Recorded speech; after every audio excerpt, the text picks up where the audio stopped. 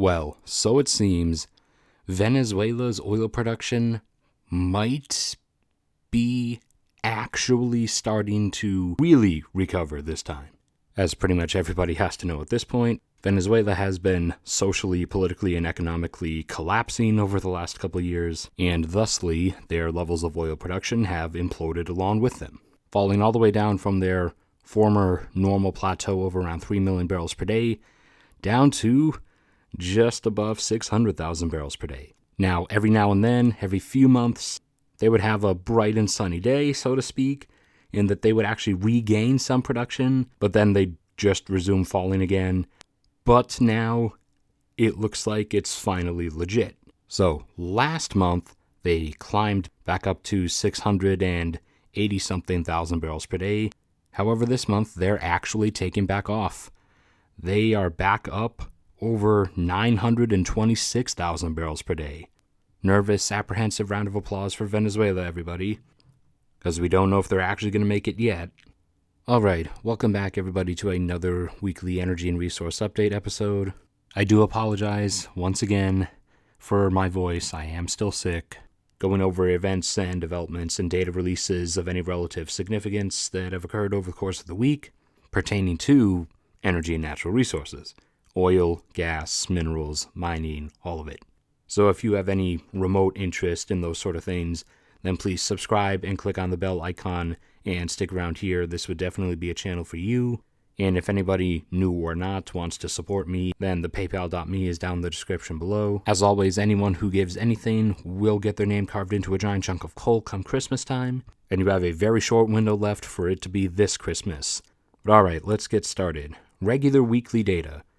U.S. oil production, after getting up to 12.9 million barrels per day and staying there for a couple weeks, has dropped back down to 12.8 million barrels per day. I'm obviously expecting it to go up over 13, and expecting it to get up to 13.6 at some point next year, and still expecting the second and final U.S. peak to likely come between 13.6 and 14.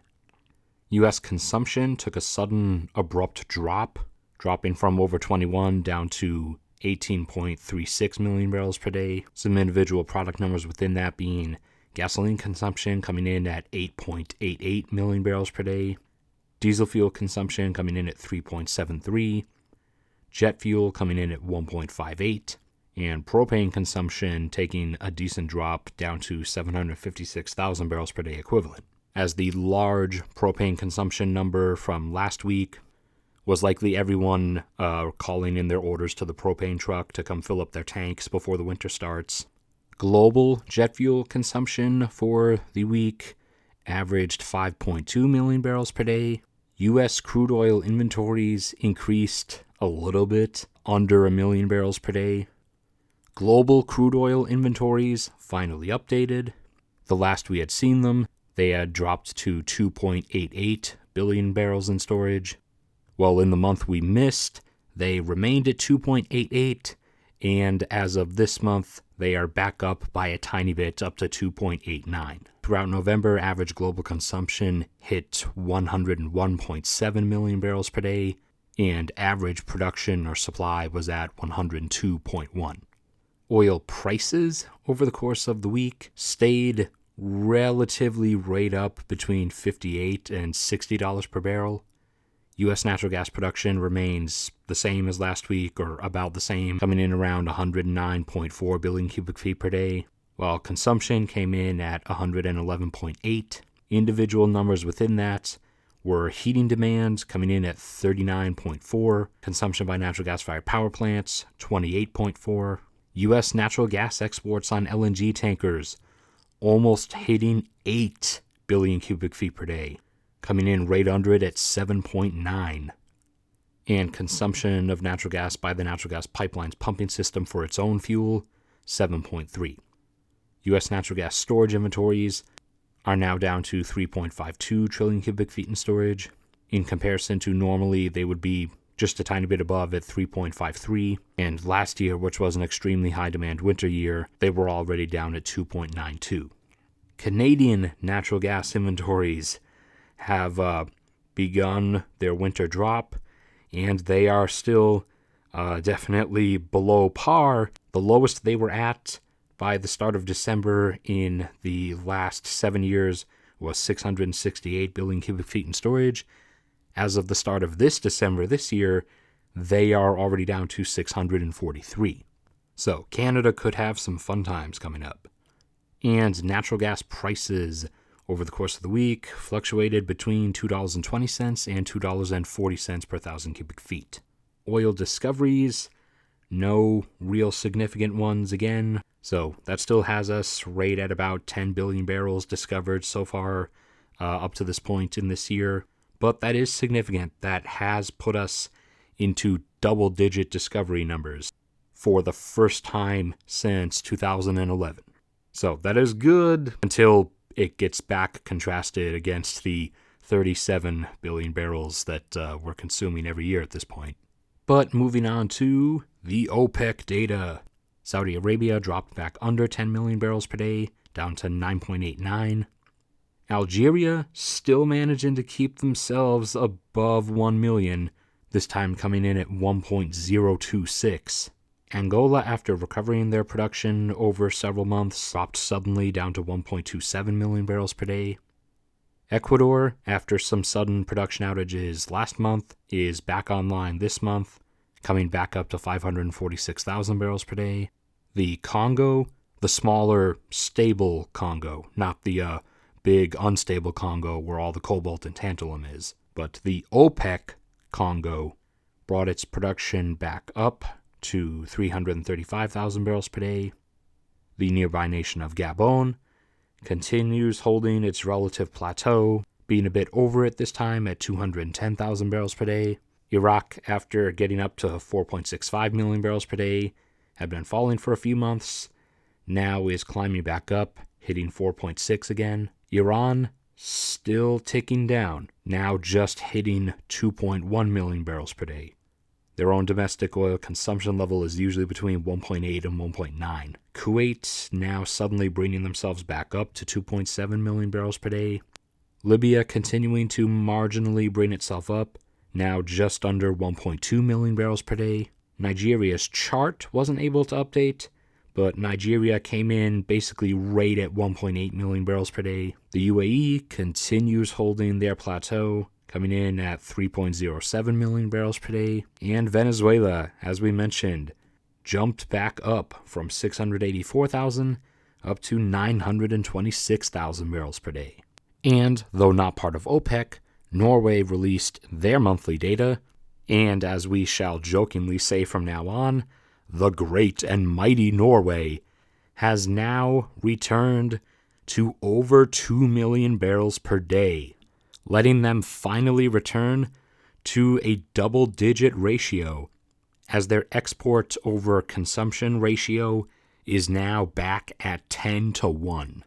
All right, that's it for energy. So now over into metals. Gold inventories, after last week getting up to 8.83 million ounces in storage, dropped back down this week to 8.76 million ounces in storage.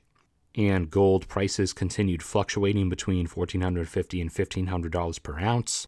If you want to see a special video we did about all the various critical uses of the different precious metals, a link to that will appear up in the corner now, right as we move on to silver, whose inventories are still wobbling around in the same range. This week, climbing up a bit from 314 million ounces in storage up to 316, and price still fluctuating around $17 per ounce. Platinum inventories taking a drop from 163,000, only 1,000, not million, from 163,000 ounces in storage down to 159,000 ounces in storage. And in response, platinum jumped back over $900 per ounce and went up into the 930s. Palladium inventories actually updated, dropping a tiny bit more from a bit over 52,300 ounces in storage down to a bit over 52,200 ounces in storage. And over the course of the week, palladium prices set yet another new record. They got all the way up to $1,942 per ounce. And rhodium almost didn't move, but then at the end of the week climbed up to $6,150 per ounce. Okay, in the base metals, aluminum inventories keep rising, climbing over the week from 1.28 million tons in storage up to 1.34 million tons in storage, while aluminum prices wobbled between $1,750 and $1,780 per ton.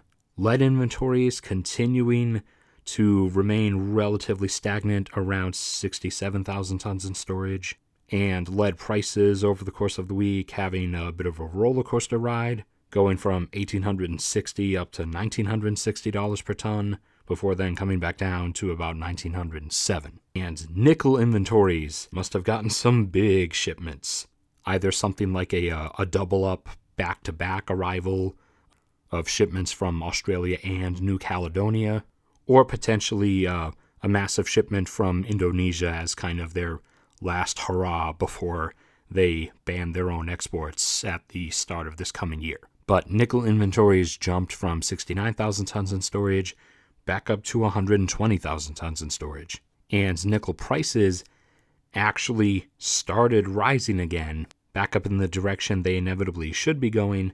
They, for the moment, have crossed back up over $14,000 per ton. And zinc inventories, after having a bit of a rebound, have resumed gradually declining, dropping over the course of the week from 58,000 tons in storage down to 56,000 tons in storage. And zinc prices climbed from around $2,200 per ton up towards $2,300, but then dropped a little bit down from that at the end of the week. And in our rare earth metals, hafnium, critical dopant and insulator for our modern computer processors, dropped a bit from $1,500 down to $1,491 per kilogram. Germanium, the metal that allows the internet to exist, as it is the reflective doping material for fiber optic cables. Germanium dropped from $1,968 down to just under $1,956 per kilogram.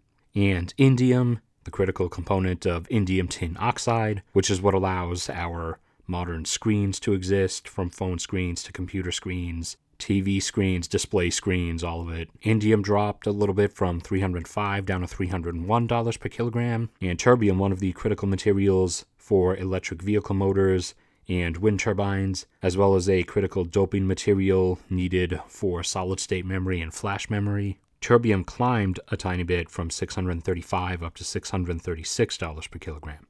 And as our final item, we have EV sales for 2019, indicating that the slowdown has begun in EV adoption, as over the past several years, the increase in sales year over year for EVs, it's been, 40, 50 plus %. However, this year compared to last year, it's looking like the grand total is only going to be 10, 15% higher than last year this time. All right, that's it for this video.